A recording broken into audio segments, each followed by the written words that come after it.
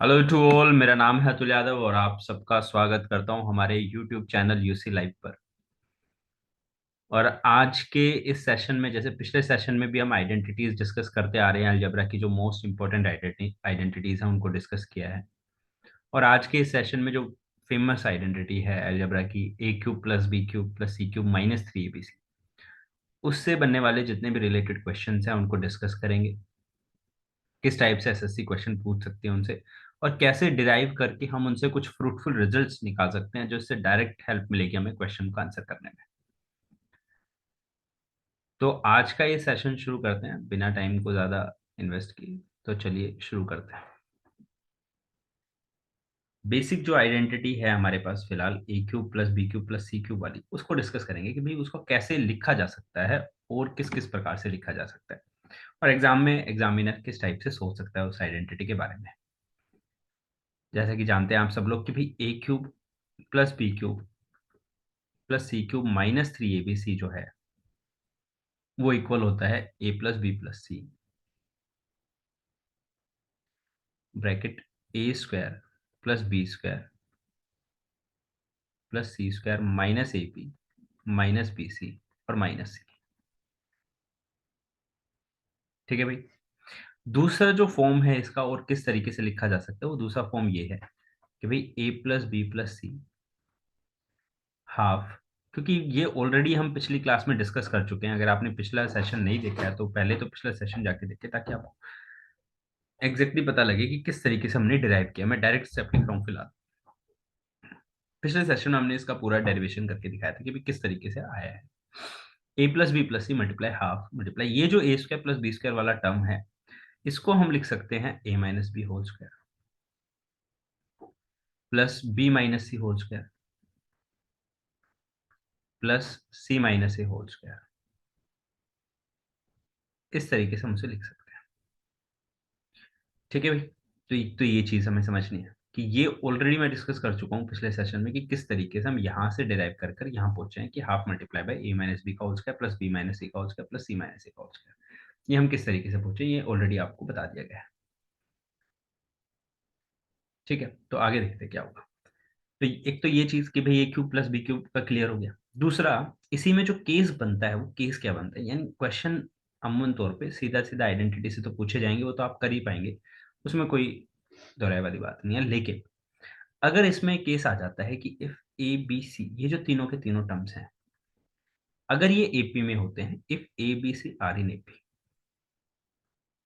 यानी arithmetic progression में अगर ये तीन टर्म्स दे दी, तीनों टर्म जो है सीक्वेंस में है, मान के चलिए 500 बोला, 502 504, इस तरीके से एबीसी की वैल्यू आ गई 10 12 14, इस तरीके से एबीसी की वैल्यू आ गई कि भाई ए जो है वो 15 है, बी 18 है, सी 21 है, यानी तीन तीन का डिफरेंस है, यानी कि एपी में आपको सीक्वेंस दे दिया है। यानी एक समान नंबर को जोड़कर हम अगले नंबर पर पहुंच सकते हैं, उसे एपी कहा जाता है, अर्थमेटिक प्रोग्रेशन कहा जाता है। तो एक चीज तो ये, तो पहली बात, ऐसे केस में हम लोग क्या कंसिडर करते हैं, ऐसे केसेस में हम ये मान के चलते हैं कि जो बी है वो पहला टर्म है। बी को हम, जो बीच का जो टर्म है, इसको हम ऐसे मानेंगे कि भाई ये जो हमारा मेन टर्म है बी। ठीक है भाई। बी में से अगर मैंने डी घटाया तो मैं ए पर पहुंच जाऊंगा, वो डी वो डिफरेंस है। और अगर मैं बी में आगे डी जोड़ दूंगा तो मैं अगले टर्म पे पहुंच जाऊंगा, यानी सी पे पहुंच जाऊंगा, जाहिर सी बात है। ठीक है, इस तरीके से हमने इसको एज्यूम कर लिया। भाई एपी ही है, एपी में अगर है तीनों टर्म, तो यानी बी से रिलेशन बनेगा ए का भी और सी का भी, यानी वही सेम नंबर कुछ घटाने पर हम ए पर पहुंच जाएंगे और सेम नंबर को जोड़ने पर हम सी पर पहुंच जाएंगे। यही कॉमन डिफरेंस का वाक्य है और यही इसी को एपी कहा जाता है। इसी प्रकार से जब सीरीज चलती है तो उसे एपी कहा जाता है। तो एक बात तो ये, तो जो ए है उसको मैं बी माइनस डी मान रहा हूँ, बी को बी और सी को क्या मान रहे हैं, बी प्लस डी मान रहे हैं। अगर इसी डेरिवेशन के अंदर मैं पुट कर देता हूँ तो मुझे क्या मिलने वाला है वो देखेंगे। यानी मान के चलिए A plus B plus C है, तो ए की जगह वैल्यू रख दी B minus D plus B, B की जगह बी रहेगा, प्लस सी की जगह रख दिया B plus D, multiply by half, bracket. ये जो ए माइनस बी है, अगेन इसके साथ भी हमने वही किया करना है कि भाई ए की जगह रख दिया B minus D minus B square plus B minus C है भाई, माइनस का सी, सी मतलब बी, बी माइनस डी है, ये रख दिया इसका स्क्वायर प्लस सी माइनस ए, सी माइनस ए मतलब कि B plus D minus A का स्क्वायर। ठीक है भाई, ए है, अगेन ए की जगह ए की वैल्यू रख देंगे बी माइनस डी,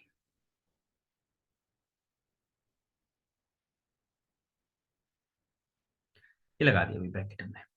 तो पहले में तो आप देखेंगे जैसे ही देख रहे हैं माइनस डी से प्लस डी कैंसिल आउट हो गया, और बी मिलकर कितने बन गए भाई, यहाँ पर 3b बन गया, मल्टीप्लाई हाफ। और ये पोर्शन वैसे हमने कल भी सोल्व किया था, मैं फिर से सोल्व कर दे रहा हूँ। माइनस बी से बी कट जाएगा, माइनस डी का स्क्वायर करेंगे यानी डी का स्क्वायर, इसमें भी हमारे पास डी का स्क्वायर आएगा, बी से बी कट जाएगा तो डी का स्क्वायर बचेगा। यहाँ पर बी से बी कट गया तो 2d बचेगा, 2d का स्क्वायर करेंगे तो 4d का स्क्वायर आ जाएगा, यानी कुल मिलाकर 3b multiply by half multiply by 6d square आ जाएगा हमारे पास, और 6d स्क्वायर जो कि यानी कटने के बाद 3 बन जाएगा, यानी हमारे पास आंसर आ जाएगा 9 into B into D square. यानी अगर मैं इसको साधारण भाषा में लिखना चाहूं तो मैं लिख सकता हूँ 9 को मल्टीप्लाई करना है हमने मिडिल टर्म से, 9 को मल्टीप्लाई करना है हमने मिडिल टर्म से, और फिर मल्टीप्लाई करना है हमें डिफरेंस के स्क्वायर से, जो भी डिफरेंस आ रहा है उसके स्क्वायर से। ये बात समझ में आनी चाहिए। अगर तीनों टर्म्स एपी में है, हमने बस ये जो रिजल्ट निकालना था, जो मेन जो हमारा मकसद था पूरा ये सोल्व करने का, उसमें क्या था, हमने लास्ट जो चीज है वो मुझे समझानी है आपको कि वो आई कैसे है, एक्चुअल में आई कैसी है। जब आपका किसी भी चीज का कोर कॉन्सेप्ट क्लियर हो जाता है तो उसके बाद वो क्वेश्चन कैसे भी पूछ ले एग्जामिनर, जरूरी नहीं है जैसे मैंने बताया वैसे ही पूछेगा, किसी भी प्रकार से क्वेश्चन पूछ ले, लेकिन जब आपको कोर कॉन्सेप्ट क्लियर हो जाता है तो मैथ्स का जो बेसिक आइडिया है वो आपको क्लियर हो जाएगा, तो आप आगे खुद भी अपने आप से भी डिराइव कर सकते हो, अपने मन से भी बना सकते हो चीजों को। तो एक बात तो ये समझ में आ गई कि भाई अगर ये तीनों टर्म एपी में होंगे तो हमें सीधा सीधा क्या करना है, 9 से मल्टीप्लाई करना है मिडिल टर्म और डिफरेंस के स्क्वायर को, यानी बार बार क्वेश्चन में पुट करने की जरूरत नहीं है वैल्यूज को, हम एक फाइनल रिजल्ट पर पहुंच चुके हैं। अब क्वेश्चन में क्या पूछा गया हमसे वो देखते हैं। एक क्वेश्चन लेंगे इसी के ऊपर, यानी a is equal to 500, b 502 दे रखा है और c दे रखा है 504 के बराबर, और बोला हुआ है find the value of A cube plus B cube plus minus C cube minus 3abc। तो एक बात अभी अभी सीख के आए कि भाई ये जो वैल्यू है ए cube plus B cube plus सी क्यूब माइनस 3abc, अगर एबीसी एपी में है तो ये किसके बराबर हो जाता है, 9 मिडल टर्म और डिफरेंस का स्क्वायर।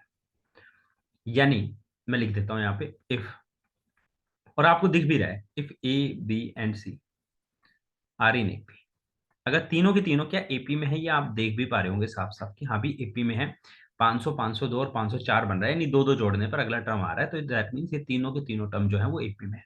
ये हम देख के बता सकते हैं। अगर ये देख के बता सकते हैं तो आगे एक चीज ये भी समझ लीजिए कि भाई ए cube plus B cube plus सी क्यूब माइनस 3ab से, इसका जो रिजल्ट है वो भी आप देख के बता सकते हैं, 9 मल्टीप्लाई बाय मिडिल टर्म यानी बी मल्टीप्लाई बाय डिफरेंस का स्क्वायर यानी डिफरेंस का स्क्वायर, तो क्या आएगा भाई, मिडिल टर्म हमारे पास क्या है, यहाँ पे मिडिल टर्म हमारे पास 502 है यानी 502 इंटू डिफरेंस का स्क्वायर, और डिफरेंस का स्क्वायर यानी दो का स्क्वायर यानी कितना आ गया भाई 4, दो का स्क्वायर हमारे पास आ गया 4, 9 4 36 आ गया भाई, 36 इंटू 502। भाई मुझे नहीं पता 36 इंटू 502 क्या होगा, लेकिन मुझे एक बात समझ में आ रही है कि मिडिल टर्म क्या है। मिडिल टर्म का मतलब क्या हुआ, यहाँ पे 6 है, यहाँ यूनिट डिजिट को हम चेक कर लेंगे, यूनिट डिजिट क्या है भाई, यहाँ पे 6 और यहाँ पे 2 है, 6 टू जा कितना होने वाला है 12 होने वाला है, यानी 12। तो लास्ट जो यूनिट डिजिट है वो ऑप्शन में एक ही मैच कर रही है, 18072, यानी option number C is the correct answer. भाई ये हमारा आंसर होगा, option number C is the correct answer. एक बात तो ये समझ में आ गई। एक तो ये हो गया डायरेक्ट मेथड कि भाई आप इस तरीके से क्वेश्चन को कर सकते हैं। दूसरा मेथड, जैसे कि मेरे को लास्ट में यूनिट डिजिट याद आया तो मैं यूनिट डिजिट से ही मैं आपको फिर से बता देता हूँ, एक मेथड हम डायरेक्ट भी कर सकते हैं यूनिट डिजिट पे लगा के, लेकिन ये जो यूनिट डिजिट वाला कॉन्सेप्ट है वो तभी वैलिड होगा जब आपके पास ऑप्शन में कोई भी ऐसा ऑप्शन ना हो जिसकी यूनिट डिजिट सेम हो। यहाँ पे सारे के सारे ऐसे ऑप्शन है जिसमें यूनिट डिजिट अलग है, हालांकि एक जीरो वाला सेम है, जीरो तो हमें दिख रहा है यहाँ से, जीरो तो वैसे भी नहीं आएगा, तो ये दो ऑप्शन तो वैसे ही एलिमिनेट हो जाएंगे, ए और डी। अब आप दूसरे मेथड से कैसे कर सकते हैं, सेकंड मेथड। अब आप फॉर्मूला भूल गए हो तो सेकंड मेथड क्या करना है आपने, कि भाई ए cube plus B cube plus सी क्यूब माइनस 3ab अगर हमारे पास है तो ए मतलब 500, और 500 का क्यूब यानी जीरो का क्यूब करेंगे तो मैं यूनिट डिजिट लिख रहा हूँ सिर्फ जीरो आएगा। 502 है, यहाँ पे 2 लग रहा है, 2 का क्यूब अगर करते हैं तो 8 आएगा। यूनिट डिजिट सिर्फ मैं ले रहा हूँ इसे, unit digit only unit digits. C है 504 है यानी 4 का क्यूब करेंगे तो 16, और फिर आएगा 64 यानी 4 आएगा, minus 3 multiply by A multiply by B multiply by C, 3 into zero into 2 into 4। भाई एक बात तो है, जैसे जीरो से मल्टीप्लाई करेंगे ऑब्वियस सी बात है, लिखने की जरूरत ही नहीं है, 8 और 4 12, 12 में से जीरो गया तो भाई कितना बचेगा 12, यानी लास्ट डिजिट क्या मिल गया हमें 2 मिल गई। अगेन हमारे पास option number C is the correct answer, ये सी हमारा आंसर है। इस तरीके से भी सोच सकते हैं। जाहिर सी बात है, यूनिट जो मेथड है, यूनिट डिजिट वाला जो मेथड है, वो आपको अप्लाई करना आना ही चाहिए। किसी भी क्वेश्चन में हम इसका हेल्प ले सकते हैं, किसी भी क्वेश्चन में। जैसे ही आपने ऑप्शंस को देखा, ऑप्शंस को देखने के बाद दिमाग में एक ख्याल ये भी रहना चाहिए कि हाँ भी, यूनिट डिजिट को भी हम चेक कर सकते हैं, मल्टीप्लाई इतने लंबे चौड़े करने के बजाय। आगे चलते हैं एक और कॉन्सेप्ट के ऊपर। नेक्स्ट क्या, अभी सेम ही जो फॉर्मूला हमारे पास है, उसी में एक और चीजें बन जाती हैं आगे। क्या, कि अगर मान के चलिए हमारे पास जो रिजल्ट है, वो रिजल्ट क्या है, एक बार थोड़ा कलम का रंग बदल लेते हैं। A cube plus B cube plus C cube minus 3 abc is equals to A plus B plus C, bracket A square plus B square plus C square minus A B minus B C minus C. ये हमारे पास result है। ठीक है भाई, तो ये तो result हमारे पास है। अब यहां से क्या और डिराइव कर सकते हैं, क्या चीजें और बन सकती है, वो समझना है हमें। किस तरीके से पूछा जा सकता है क्वेश्चन। अगर ये टर्म, मैं कहता हूं कि भाई जो लेफ्ट हैंड साइड है वो 0 है, आपके पास एक कंडीशन दे दी है। कंडीशन जैसे ही मिलती है, आपका दिमाग घूमना चाहिए क्या, कि भाई if A cube plus B cube plus C cube minus 3 abc equal to 0। अगर ये 0 है, बहुत ही इंपॉर्टेंट कॉन्सेप्ट है, अगर ये 0 है तो ये 0 आएगा तो आएगा तब, लेफ्ट हैंड साइड जो है वो 0 बनेगा। तो बनेगा कब, जब दो ही कंडीशन में बन सकता है। या तो क्योंकि ये जो है वो प्रोडक्ट है, किन का प्रोडक्ट है, इन दो नंबर का, A plus B plus C का प्रोडक्ट है, और किसका प्रोडक्ट है, A square plus B square plus C square minus A B minus B C minus C A का प्रोडक्ट है। तो अगर इसे 0 बनना है, तो जाहिर सी बात है इन दोनों टर्म में से किसी एक को 0 होना पड़ेगा। और अगर किसी एक को 0 होना पड़ेगा, तो वो क्या क्या हो सकता है, क्या क्या कंडीशन हो सकती है। If this, then two possibilities arises, हमारे पास दो पॉसिबिलिटीज आती हैं। क्या क्या दो पॉसिबिलिटीज है हमारे पास भाई, हमारे पास दो पॉसिबिलिटीज ये हैं कि या तो ए प्लस बी प्लस सी 0 रहा होगा, और दूसरी पॉसिबिलिटी हमारे पास ये है कि अगर ये 0 नहीं रहा होगा तो ये 0 रहा होगा। जाहिर सी बात है, A square plus B square plus C square minus A B minus B C minus C, यानी फॉर्मूले का दूसरा हिस्सा 0 रहा होगा। और यहां से मैं एक और चीज ड्राइव कर देता हूं कि अगर ये 0 है, तो एक बात और समझिए कि इसको दूसरे तरीके से कैसे लिखा जा सकता है। इसको दूसरे तरीके से लिखा जा सकता है कि half of A minus B का whole square plus B minus C का होल स्क्वायर और प्लस सी माइनस ए का होल स्क्वायर, यानी इसको हम ऐसे भी लिख सकते हैं। तो ये भी 0 होगा।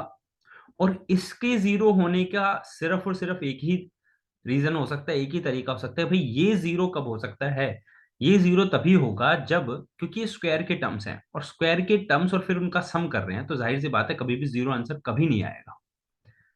आएगा तो कब आएगा, जब ये स्वयं 0 हो जाएंगे, यानी खुद ही 0 हो जाएंगे। यानी A minus B is equals to 0 अगर है, तो ए की ए इक्वल्स टू बी होना पड़ेगा। बी माइनस सी को 0 के बराबर होना पड़ेगा, यानी बी इक्वल्स टू सी होना चाहिए। सी माइनस ए को 0 के बराबर होना चाहिए, यानी सी इक्वल्स टू ए होना चाहिए। यानी कुल मिलाकर मैं ये कह सकता हूँ A equals to B equals to C होना चाहिए। यहां से एक कंडीशन हमें ये पता लगती है, ये बात ध्यान रखेंगे। तो दो पॉसिबिलिटीज अराइज होती हैं जब कभी भी आप देखेंगे कि भाई A cube plus B cube plus C cube minus 3 abc 0 है, तो दो पॉसिबिलिटीज अराइज होंगी। इधर A plus B plus C equal to 0, या तो ए बी सी तीनों का सम 0 होगा, या फिर a equals to B equals to c होंगे, यानी तीनों के तीनों बराबर होंगे। तो ही ऐसे केस में हम यहां तक पहुंच सकते हैं। आशा करता हूं इतनी बातें आपको समझ में आई होंगी। आगे चलते हैं। तो ये बातें आप ध्यान रखेंगे कि भाई ये दो बातें तो होंगी ही होंगी जरूर, या तो ए बी सी होगा, या फिर ए प्लस बी प्लस सी 0 होंगे।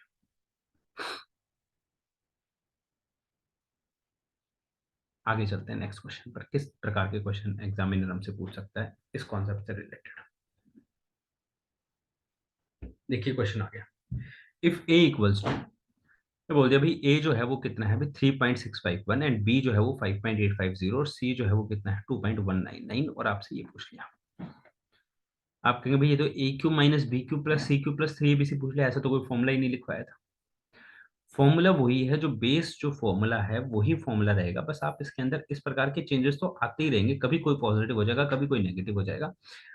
जो फॉर्मूले का जो मेन जो कोर कॉन्सेप्ट है वो क्या कह रहा है, ए cube plus B cube plus सी क्यूब माइनस 3 ABC, ये तो फॉर्मूला है। अब अगर मान के चलिए बी कोई नेगेटिव नंबर आ गया, तो इस फॉर्मूले को थोड़ा चेंज कर दीजिए। कैसे चेंज करेंगे भाई, बी मान के चलिए माइनस का है, तो मैं इसको ऐसे लिख दूंगा, plus C cube minus 3 into a into B की जगह माइनस बी इंटू सी। यानी अब एग्जामिनर अगर मुझसे पूछेगा तो वो क्या पूछेगा भाई, ये पूछेगा a cube minus b cube plus C cube plus 3 ABC की वैल्यू बता दो। इतना सा चेंज हो गया। फॉर्मूला मैं मानता हूँ यही फॉर्मूला है और आधार यही है, बेस यही है, यानी यही रहेगा, फॉर्मूला नहीं बदलेगा। लेकिन आपको समझने का अपनी दायरा बदलना है कि भाई अगर इस तरीके से लिखा है क्वेश्चन, तो जाहिर सी बात है जो बी वाला जो टर्म है वो नेगेटिव है। तभी फॉर्मूले में आपसे पूछा गया a cube minus b cube plus C cube और प्लस 3 ABC पूछ लिया। तो जैसे ही यहाँ पर, क्योंकि एक्चुअल फॉर्मूले में यहाँ माइनस लिखा हुआ है, जैसे ही आपको यहाँ प्लस दिखे तो आपको सीधा सा एक दिमाग में आना चाहिए, ए बी सी तीनों में से कोई एक नेगेटिव है। तीनों के तीनों नंबर पॉजिटिव नहीं है, तीनों में से कोई एक नेगेटिव है 100%। ये बात आपके दिमाग में आनी चाहिए, क्योंकि तभी ये माइनस प्लस बना होगा। तो अगर ऐसा है तो ये फॉर्मूला कुछ ऐसा दिखेगा आपको, यानी ये पूछा जाएगा और यही पूछा गया है। तो जैसे हमसे ये पूछा गया है तो उसके बाद तुरंत दिमाग में ख्याल ये भी आना चाहिए, क्या ए बी सी तीनों का सम जीरो है क्या। और यहाँ पर ए बी सी नहीं देखेंगे, यहाँ पर हम देखेंगे ए माइनस बी प्लस सी क्या जीरो के बराबर है। और देखा तो यही पाया कि भाई ए जो है वो हमारा 3.61 है, यानी 3.651 माइनस 5.850 प्लस 2.199। जब हमने इनको ऐड करके देखा तो हमें पता लगा ये जीरो है। और जैसे ही पता लगा जीरो है तो सीधी सीधी बात है भाई, इसको सोल्व करने की जरूरत ही नहीं है, इसका आंसर भी कितना आने वाला है, जीरो ही आने वाला है। यानी option number D is the correct answer. तो ये बात तो आपको समझ में आनी चाहिए कि भाई फॉर्मूले में सब कुछ है ही क्या। ये जो पूरा का पूरा फॉर्मूला है a cube plus B cube plus C cube minus 3 ABC, ये एक्चुअल में पूरा फॉर्मूला दो ही का तो फैक्टर है, यानी इनका प्रोडक्ट है ए प्लस बी प्लस सी, और a square plus B square plus C square minus A b का फैक्टर है। अगर मान के चलिए ये दोनों ये जीरो है, ये अगर ए प्लस बी प्लस सी जीरो हो गया तो जाहिर सी बात है पूरा का पूरा फॉर्मूला ही जीरो बन जाएगा। तो ये बातें तो हमें समझ के चलनी ही चलनी है।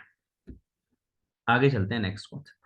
अगला क्वेश्चन क्या है, अगला क्वेश्चन हमसे पूछ लिया भाई ए की वैल्यू 225 है, बी 127 और सी 178 दे रखा है, और then find a cube plus B cube plus C cube minus 3 ABC। ये पूछ लिया हमसे, a minus B whole square plus B minus C whole square plus C minus C whole square. इस तरीके से हमसे क्वेश्चन पूछा गया है।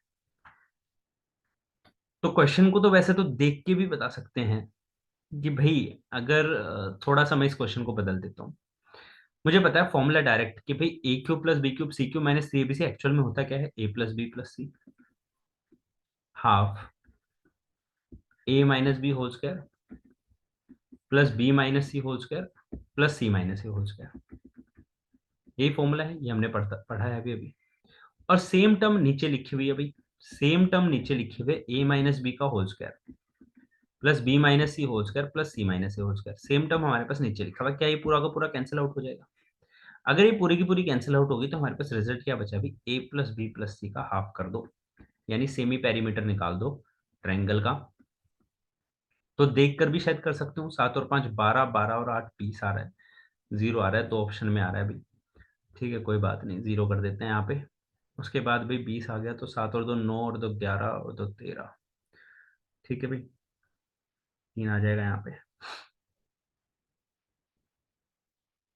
कुछ थोड़ा गड़बड़ लग रहा है मुझे, माइनस का तो नहीं है कहीं पे। ठीक है, तो 8 और 7 15 और 5 20, जीरो आ गया। 7 2 और 2 4, 7 4 11, 11 और 2 13 का 3 आ जाएगा, हासिल एक 2 और 1 3, 4 और 1 5, 530 आ गया। तो 530 को हमें 2 से डिवाइड करना है, हमारे पास आंसर आ जाएगा। ठीक है भाई, इस प्रकार से क्वेश्चन पूछा गया है। ऑप्शन में नहीं आ रहा है, ऑप्शन में मैच नहीं कर रहा है, हो सकता है क्वेश्चन गलत नोट कर लिया गया हो, कोई दिक्कत नहीं है, आंसर आपके पास आ ही चुका है। ठीक है भाई, तो 265 आंसर आ जाएगा हमारे पास। ऑप्शन में नहीं है, ऑप्शन में दे देते हैं, लिख देते हैं 265। चलिए आगे देखते हैं। A plus B plus C की वैल्यू दे रखी है भाई 27, और then find the value of this. बहुत ही अच्छा क्वेश्चन है, बहुत बार पूछा जाता है, बहुत बार एसएससी पूछ लेती है भाई, ए प्लस बी प्लस सी 27 है और पूछ लिया ये बताइए इसका रिजल्ट क्या होगा। देखो, जब कभी भी पूछा जाए a cube plus B cube plus C cube minus three ABC क्या होगा, तो पहला जो बात आपके दिमाग में आनी चाहिए वो ये आनी चाहिए, क्या इन तीनों का सम जीरो तो नहीं है कहीं। ये बात आपके दिमाग में आनी चाहिए। आप कहेंगे सर जीरो की तो कोई बात ही नहीं आती, क्योंकि ए प्लस बी प्लस सी का सम तो 27 दे रखा है। लेकिन जो हमारे यहाँ पे क्वेश्चन में जो ए है वो एक्चुअल में ए नहीं है। वो यहाँ पे हमें दे रखा है a-7, यानी हमारा पहला टर्म जो है वो a-7 है। दूसरा टर्म हमारा है b-9 और तीसरा टर्म हमारे पास c-11। फॉर्मूला वो नहीं है जो आप सोच रहे हैं, आप फॉर्मूला चेंज हो चुका है, यानी एबीसी की कुछ वैल्यूज अलग हैं। ए की जगह ले ली हमें a-7 ने, बी की जगह ले लिया b-9 ने और सी की जगह ले लिया c-11 ने। क्या इन तीनों का सम जीरो आ रहा है, हमें ये चेक करना है, ना कि ए बी सी का सम जीरो आ रहा है। तो भाई इन तीनों का सम जीरो आ रहा है कि नहीं आ रहा, वो चेक कर लेते हैं। a-7 plus b-9 plus c-11। तो देखा भाई, a plus B plus C minus 7, 11 और 9 20 और 7 27 हो जाता है भाई। और क्वेश्चन में दिया हुआ है कि भाई a plus B plus C का जोड़ जो है वो 27 है, यानी इसकी जगह मैं 27 लिख सकता हूँ। 27 में से 27 माइनस करेंगे तो जीरो आएगा। यानी इस फॉर्मूले के जो पहले तीन टर्म्स हैं उन तीनों टर्म्स का सम जीरो है, तो जाहिर सी बात है इसका रिजल्ट भी कितना आने वाला है, जीरो आने वाला है। यही हमारा आंसर होगा। सो भाई correct answer option number A, zero is the correct answer. आगे चलते हैं नेक्स्ट क्वेश्चन पे। नेक्स्ट क्वेश्चन बहुत ही प्यारा क्वेश्चन है। X raise to power 1/3 plus 1/y raise to power 1/3 minus Z raise to power 1/3 बहुत बार पूछा जाता है, बहुत बार अलग अलग तरीके से चेंज करके पूछा जाता है। इसका कोर कॉन्सेप्ट समझना है बस हमें, और कुछ नहीं। क्या कहना चाह रहे हैं भैया, एक बात तो ये समझो कि भाई जो भी कुछ कहना चाहें उससे कोई फर्क नहीं पड़ता मैं, कि भाई एक्स की पावर 1/3 प्लस वाई की power 1/3 minus Z raise to power 1/3 अगर जीरो है, तो मैं कह सकता हूँ, क्या ये कह सकता हूँ कि भाई ए प्लस बी माइनस सी जीरो है। और फॉर्मूला कैसा बनेगा, फॉर्मूला ये बनेगा भाई, ए का क्यूब प्लस बी का क्यूब माइनस सी का cube plus 3 ABC is equal to zero बनेगा। यस और नो, कि भाई अगर ऐसा है तो मुझे पता है अगर ये तीनों टर्म्स का सम जीरो आ रहा है तो मैं कह सकता हूँ a cube plus B cube plus C cube minus plus 3 ABC equals to क्या होने वाला है भाई, जीरो होने वाला है। ये वाली बात मैं बड़े आसानी से कह सकता हूँ कि भाई हाँ, ये अगर ऐसा है तो ये ऐसा होगा ही होगा। इस बात में कोई शक नहीं। ठीक है भाई, एक बात तो ये है। तो इसके साथ साथ क्या मैं ये भी कह सकता हूँ कि a cube plus B cube minus C cube is equal to minus 3 ABC होगा। बिल्कुल कह सकते हैं भाई। और अगर कह सकते हैं तो मैं यहाँ पे भी यही बात बताना चाहता हूँ आपको कि भाई ए कौन है हमारा, यहाँ पर फिलहाल ये किसको रिप्रेजेंट कर रहा है, ए को। ये किसको रिप्रेजेंट कर रहा है, बी को। और ये किसको रिप्रेजेंट कर रहा है, सी को। अगर ये ए को रिप्रेजेंट करता है तो मैं यहाँ पुट कर देता हूँ, यानी एक्स की पावर 1/3 का क्यूब करूंगा तो एक्स आ जाएगा, प्लस वाई की पावर 1/3 का क्यूब करूंगा, चलिए मैं कर ही देता हूँ, वाई की पावर 1/3 का क्यूब कर दिया, माइनस यहाँ पे जेड की पावर 1/3 का क्यूब कर दिया, is equal to -3 into a into B into c, यानी एक्स की पावर 1/3, वाई की पावर 1/3 और जेड की पावर 1/3 कर दिया भाई।